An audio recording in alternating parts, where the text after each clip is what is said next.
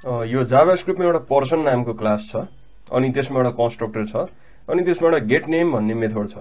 So एकजनाले चाहिँ के भन्नुभयो भन्दा यो गेट नेम मेथड भन्ने कुरा त एकदम टोटल्ली युजलेस छ, किनभने मैले गेट नेमको सट्टामा सिधै यसरी पर्सनको नामलाई डिस्प्ले गर्न सक्छु।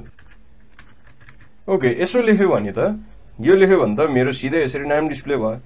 भनेपछि यो गेट नेमको के युज त, गेट नेमको के मतलब हो? जब पनि हाम्रो जुन रियल जाभास्क्रिप्टमा कोडहरू हुन्छ त्यतिखेर हामीले इन्क्याप्सुलेसन भन्ने कुराको फलो गर्नुपर्ने हुन्छ। इन्क्याप्सुलेसन भनेको सकेसम्म हामीले यो भित्रको जुन क्लासभित्रको जुन प्रपर्टी छ त्यसलाई बाहिर डिस्प्ले गर्नु हुँदैन, बाहिर चल्ने बनाउनु हुँदैन, किनभने जसले पनि त्यसलाई चेन्ज गर्न सक्छ अनि सेक्युरिटीको रिजनले त्यो नराम्रो हो। त्यसैले गर्दा हामीले के गर्छौँ भन्दा त्यो नेमलाई हामीले यसरी प्राइभेट बनाइदिन्छौँ के।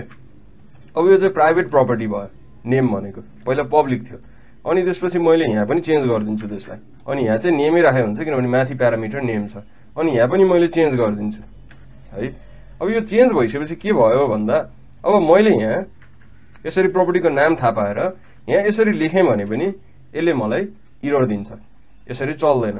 नचलिसकेपछि हामी त्यही पुरानो प्रोसेसमा जानुपर्छ, जुन यो गेट नेमबाट चाहिँ अब नेम आउन सक्छ, किनभने यसलाई बाहिरबाट चाहिँ एक्सेस गर्न मिल्दैन तर भित्रबाट एक्सेस गर्न मिल्छ। अब यो गेट नेम भन्ने कुरा कहाँ छ, गेट नेम भन्ने कुरा भित्र छ। सो यो भित्र आएर यहाँ आएर क्लासभित्रबाट यसले एक्सेस गर्न सक्छ र हाम्रो भ्यालु फाइनल्ली यहाँ राम नै आउँछ।